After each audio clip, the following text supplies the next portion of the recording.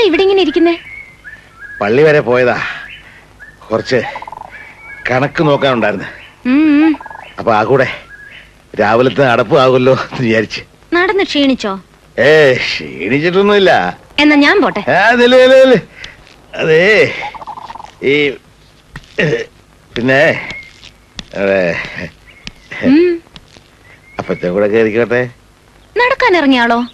Cholesterol കുറച്ച് കുറയട്ടെ, നടന്ന് തന്നെ വന്നാ മതി. അപ്പച്ചന്റെ മോള് തന്നെ. മോടപ്പച്ചനല്ലേ?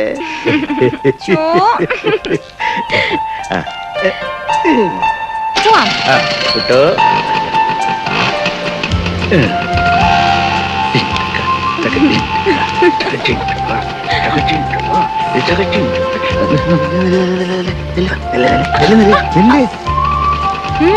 ഞാൻ ഇതിന്റെ പുറകെ കയറി വരണത് നിന്റെ അമ്മ കണ്ട സംഗതി കുഴപ്പ.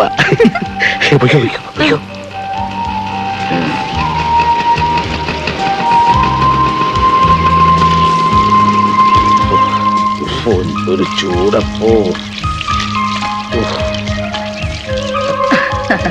മേലനങ്ങി വേർക്കോളം നടന്നേച്ചേ വരുള്ളൂ എന്നും പറഞ്ഞു പോയ പാർട്ടിയാ. തടി കുറഞ്ഞത് തന്നെ. അങ്ങനെ കുറച്ചായിരിക്കും ഈ തടിയല്ലേ?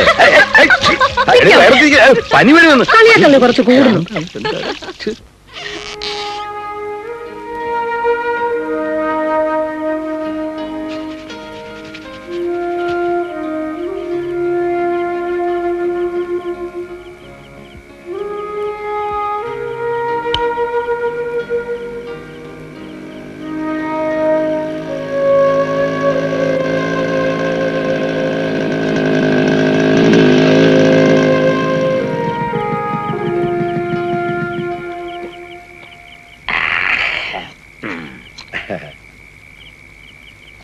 എന്താണ് ജോയിക്കുട്ടി പ്രശ്നം?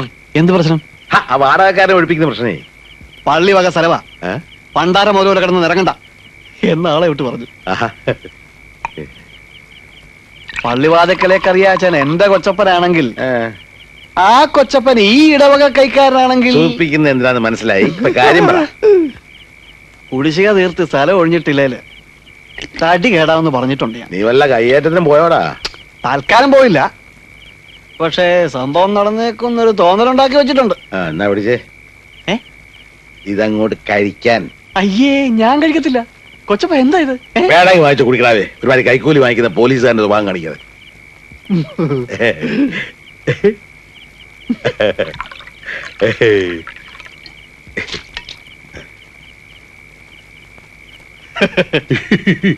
സംഗതി കൊള്ളാം, ഇവിടെ വെച്ചായിക്കോ. പക്ഷെ ആ ക്ലബ്ബിൽ കിടന്നുള്ള കളിയുണ്ടല്ലോ, പരമ പോറാ. എന്താ ഇവിടെ ഒരു ഗൂഢാലോചന?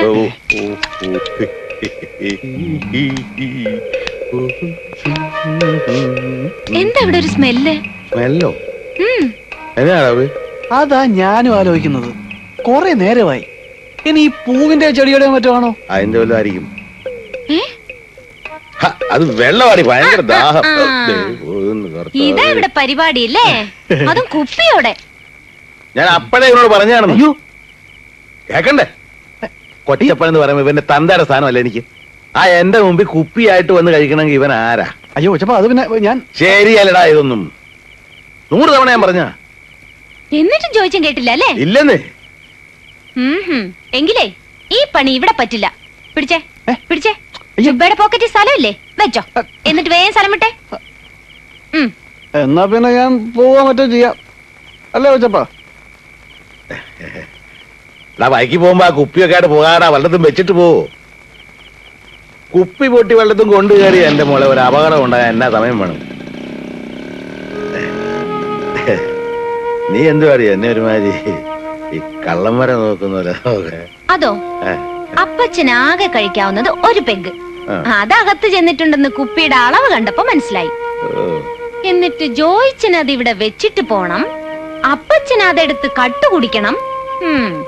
അങ്ങനെ അങ്ങ് സുഖിക്കണ്ട മോടപ്പച്ചൻ, കേട്ടോ?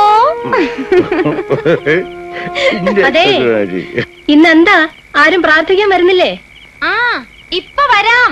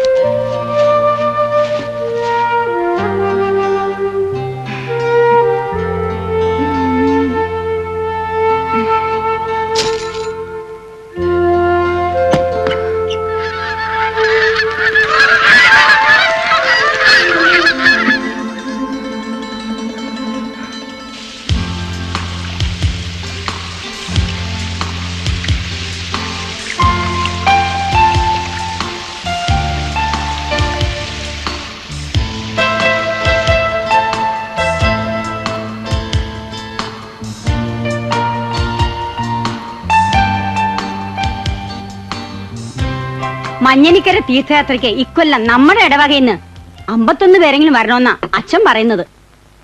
വരണവര് വന്നാ മതി. ആള് കൂടിയ അതും ഇടങ്ങേറാ. ആ അത് നേരാ. അയ്യോടി അന്നക്കുട്ടി, ഇത് ശരിക്കും പഴുത്തിട്ടില്ല. കറിയാച്ചന് ഇത് എൽസമ്മയ്ക്കാ. അവക്ക് ഇത്രേ പഴുക്കാവൂ. ഇവിടെ ഇപ്പൊ പഴന്തീറ്റയൊന്നുമില്ല. കൊളസ്ട്രോൾ കൂടുമെന്ന് പറഞ്ഞ് ഭക്ഷണമൊക്കെ കുറച്ചിരിക്കുക.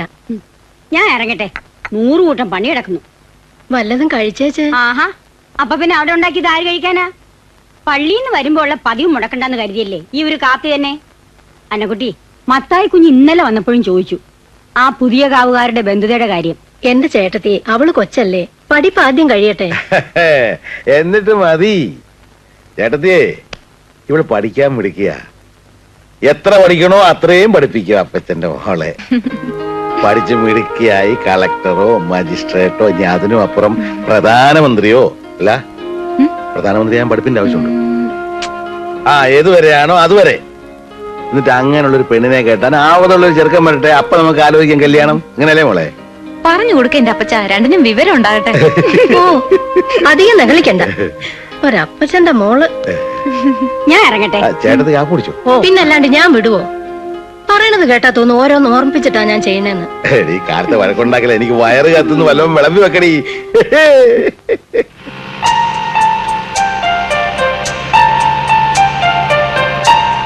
ഹലോ, ഓ, തോട്ടത്തിലെ കാര്യങ്ങൾ കഴിഞ്ഞാൽ നേരത്തെ വീട്ടിലെത്തിക്കോണേ.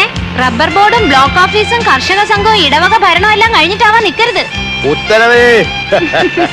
അതുപോലെ ക്ലാസ് കഴിഞ്ഞ് കളിയും പ്രാക്ടീസും പറഞ്ഞ് വീട്ടിലെത്താൻ താമസിയാക്കരുത്. ഉത്തരവേ.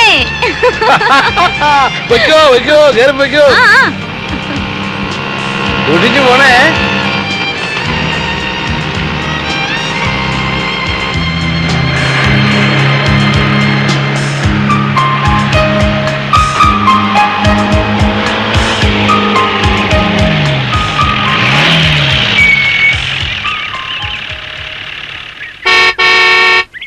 എടാ ജോയ്ക്കുട്ടി, എഴുന്നേക്ക്. കൊച്ചമ്മ വന്നിരിക്കുന്നു. അയ്യോ അമ്മച്ചി, ഞാൻ റെഡിയാന്ന് പറഞ്ഞേ. നീ ഒന്ന് പെട്ടെന്ന് വാ. അവനെവിടെ? കാപ്പ് കുടിക്കുക, ഇപ്പൊ വരും. ആ, ഈ പറഞ്ഞ നുണയാണെന്ന് ചേട്ടത്തിന് മുഖത്ത് നോക്കി അറിയാം. അവൻ എഴുന്നേറ്റ് കാണത്തില്ല. കൊരങ്ങൻ. ഇന്നലെ പ്രത്യേകം പറഞ്ഞ് ഏൽപ്പിച്ചതാ തോട്ടത്തിൽ പോണം, രാവിലെ 9 മണിക്ക് റെഡിയാവണമെന്ന്. കരേജ് ഇറങ്ങി വാ, ഒരു ഗ്ലാസ് കാപ്പ് കുടിച്ചിട്ട് പോവാ. ഓ, ഞാൻ ഇപ്പൊ വീട്ടിൽ നിന്ന് കാപ്പ് കുടിച്ചല്ലേ ഉള്ളു. ഒന്ന് വേഗം റെഡിയാടാ സായിപ്പേ.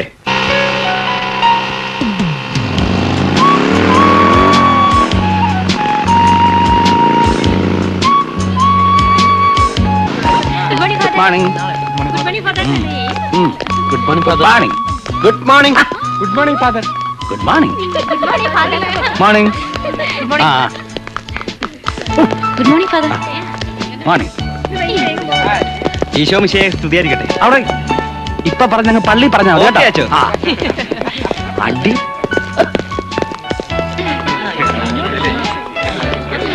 ഗുഡ് മോർണിംഗ് അച്ഛമ്മ.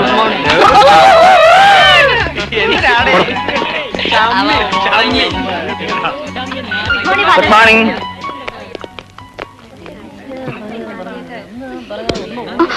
സോറി, പുസ്തകം ഒന്ന് വെച്ചതാ, പറയൂളൂ.